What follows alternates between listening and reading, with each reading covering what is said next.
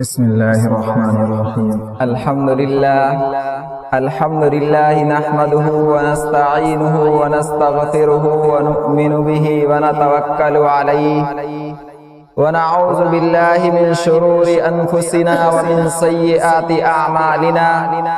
من يهده الله فلا مضل له ومن يضلله فلا هادي له.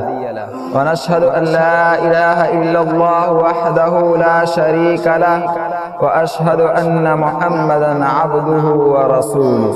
أما بعد، فقد قال الله تبارك وتعالى في القرآن المجيد والفرقان الحميد: أعوذ بالله من الشيطان الرجيم. بسم الله الرحمن الرحيم. قد أفلح المؤمنون الذين هم في صلاتهم خاشعون. وقال أيضا: إن الصلاة تنهى عن الفحشاء والمنكر. صدق الله مولانا العظيم. وقال النبي صلى الله عليه وسلم: من ترك الصلاة متعمدا فقد كفر. وقال في موضع آخر: إن الصلاة تنهى عن الفحشاء والمنكر. من ترك الصلاة متعمدا فقد كفر، او كما قال علیہ الصلاۃ والسلام. مسجد تو بنا دی شب بھر میں ایمان کی حرارت والوں نے. مسجد تو بنا دی شب بھر میں ایمان کی حرارت والوں نے. من اپنا پرانا پاپی تھا، برسوں میں نمازی بن نہ سکا. محترم سامعین اور گلشن سکت پور کے نوشگفتہ پھولوں، آج کا میرا موضوع نماز اور آج کا مسلمان کے عنوان سے ہے. آج ہم لوگ نماز سے بالکل ہی ناتا توڑ چکے ہیں.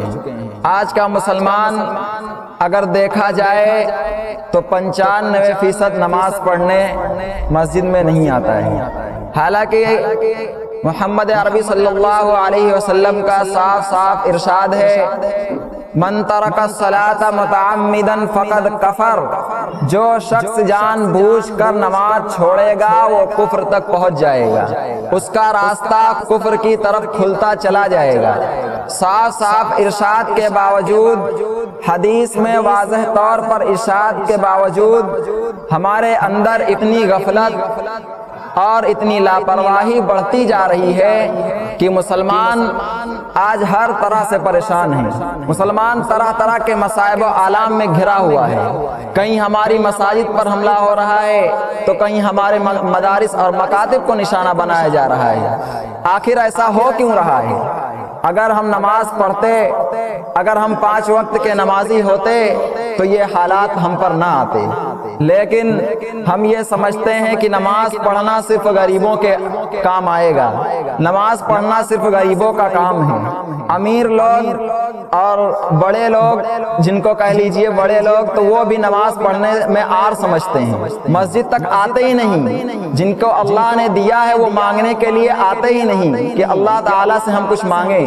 مسلمانوں یاد رکھو، اگر ہم نماز میں ایسے ہی غفلت اور لاپرواہی کرتے رہیں تو ہمارے یہ بھی مساجد اسی طرح جس طرح سنبھل میں ہوا ویسے ہی اس کے بھی حالات ہوں گے. فائرنگ ہوگی، مسلمانوں کو مارا جائے گا، ستایا جائے گا، مظالم ڈھائے جائیں گے اور ہم خاموشی سے بیٹھے رہیں گے. صرف یہ کہیں گے ابھی تو ان کے اوپر حالات ہیں، ہمارے اوپر جب آئیں گے تب دیکھا جائے گا. تو وہ دن دور نہیں ہے کہ ہمارے اوپر بھی وہ حالات آئیں. اور ہماری مائیں بھی آج کل نیک نہیں. ہم صلاح الدین ایوبی کا انتظار تو کرتے ہیں، لیکن صلاح الدین ایوبی کی ماں نے جو کیا تھا وہ ہم نہیں کرتے ہیں. ہم چاہتے ہیں کہ صلاح الدین ایوبی آئے، کوئی صلاح الدین ایوبی پیدا ہو، کوئی محمد بن قاسم جنم لے، کوئی خالد بن ولید پیدا ہو، لیکن اپنے آپ کو ویسا ہم بنائیں تب پیدا ہونا.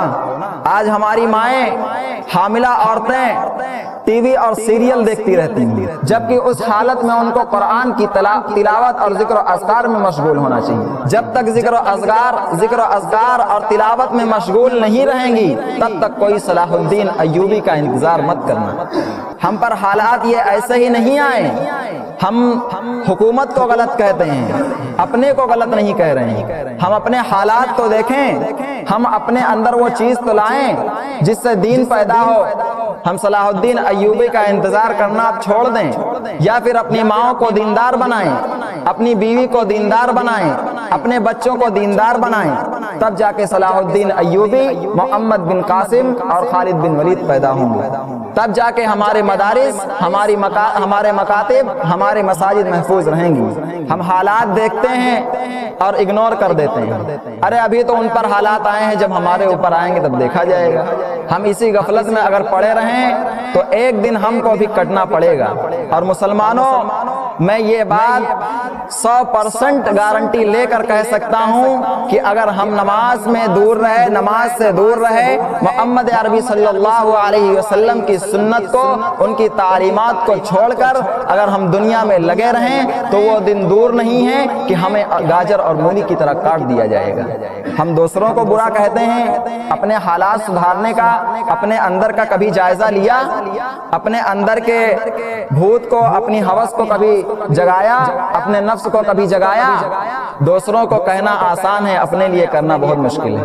اب نمازی بھی 3 قسم کے ہوتے جا رہے ہیں نہیں بلکہ ہو گئے ہیں۔ میرا استاد مولانا جمال انور صاحب بتایا کرتے تھے 8 کھاٹ 360، یہ ایک ان کا جملہ تھا، 8 کھاٹ 360، یعنی 8 صرف جمعہ کی نماز پڑھنے اس لیے آ جاتے ہیں کہ ہمارے چھوٹے چھوٹے بچے سب جمعہ کی تیاری کر کے مسجد آتے ہیں، ان کی شرم میں ہم جمعہ پڑھ لیا کرتے ہیں۔ ہمارے گھر پہ جمعہ کی تیاری ہوتی ہے اس لیے ہم جمعہ پڑھ لیا کرتے ہیں کہ کوئی دیکھے گا سامنے والا شرمندہ ہمیں ہونا پڑے گا۔ اور کھاٹ کی نماز اس لیے پڑھ لیا کرتے ہیں کہ آج کسی کا انتقال ہوا گاؤں بستی میں، پھر جب ہمارا انتقال ہوگا، آج اگر ہم ان کے جنازے میں نہیں جائیں گے تو ان کے گھر والے ہمارے جنازے میں بھی نہیں آئیں گے۔ ہر جگہ مسلمان اپنا مطلب نکالنے میں لگا ہے۔ اس کو دین پر عمل کرنا نہیں کہتے ہیں، اس کو مطلب پرستی کہتے ہیں۔ اگر ہم اللہ کی نافرمانی کریں گے تو ہمارے ساتھ یہی ہوگا کہ ہم بس 8 کھاٹ اور 360 والے رہ جائیں گے۔ اور 360 بہت سے لوگ ایسے ہیں جو صرف عید کی نماز پڑھنے کے لیے مسجد جاتے ہیں، مسجد جاتے ہیں، عیدگاہ جہاں بھی ہو، صرف اس لیے پڑھ لیا کرتے ہیں کہ آج دنیا کے جتنے مسلمان ہیں سب آج عیدگاہ میں ہوں گے تو ہم بھی چلیں پڑھ لیتے ہیں، ہو سکتا ہے اللہ تعالی ہماری بخشش کر دے۔ اور جب نماز کے لیے لوگوں سے کہا جاتا ہے تو وہ بھی یہ کہتے ہیں اللہ غفور الرحیم ہے، معاف کر دے گا۔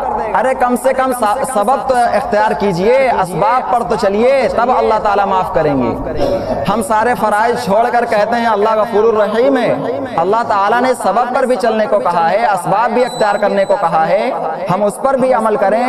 مسلمانوں، نہ سمجھو گے تو مٹ جاؤ گے اے ہندی مسلمانوں، تمہاری داستان تک بھی نہ ہوگی داستانوں میں۔ سنبھل کے جو حالات ہیں وہ بہت ہی نازک ہیں، ان کے لیے دعا کریں اور اپنے لیے بھی دعا کریں۔ سنبھل میں دیکھتے ہی لوگ فائرنگ کر دیتے ہیں پولیس والے، وہ حالات کیوں آئے؟ مسلمان نماز سے دور نہیں ہوئے؟ جب نماز سے لاپرواہی ہوگی تو مسجدوں پر بھی حملے ہوں گے، ہماری جانیں بھی جائیں گی، مدارس بھی بند ہوں گے، مکاتب بھی بند ہوں گے۔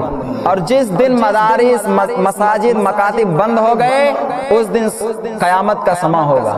اور ایک بات عرض یہ کرنا ہے کہ ہم اپنے بچوں کو مسجد میں لاتے ہیں تو ان کو اچھی طرح سمجھا کے لائیں، گھر سے اپنے ساتھ رکھیں، پیچھے چھوڑیں نہ، اگر پیچھے چھوڑ بھی رہے ہیں تو ان کو سمجھائیں، شور شرابہ نہ کریں۔ یہی مسجد کے آداب ہیں کہ اپنے ساتھ رکھیں۔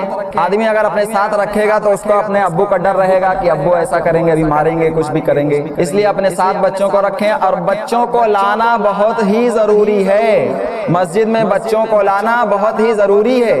اگر بچے مسجد میں نہیں آئیں گے تو آنے والی نسلوں پر فاتحہ پڑھ لینا، آنے والی نسل، ہماری نسل آنے والی یہی ہوگی نا۔ اگر ہم ابھی ان کو مسجد سے روک دیں تو آنے والی نسل مسجد میں تالا لگا کے گھومیں گے۔ اس لیے اپنے بچوں کو لائیں اور اچھی طرح سمجھا کے لائیں، کیسے رہنا ہے، کیسے بیٹھنا ہے، کیسے رکوع کرنا ہے، کیسے سجدہ کرنا، ہر چیز سکھائیں۔ ہر کام مولوی کا نہیں ہوتا ہے، کچھ کام گھر والوں کا بھی ہوتا ہے، کچھ تربیت گھر والے بھی دیتے ہیں۔ اسی بات پہ میں اپنی تقریر کو ختم کرتا ہوں۔ اللہ تعالی ہمیں بھی اور آپ سب کو بھی نماز کا پابند بنائے اور محمد عربی صلی اللہ علیہ وسلم کی سنت پر عمل کرنے کی توفیق عطا فرمائے۔ وآخر الدعوانا الحمد للہ رب العالمین۔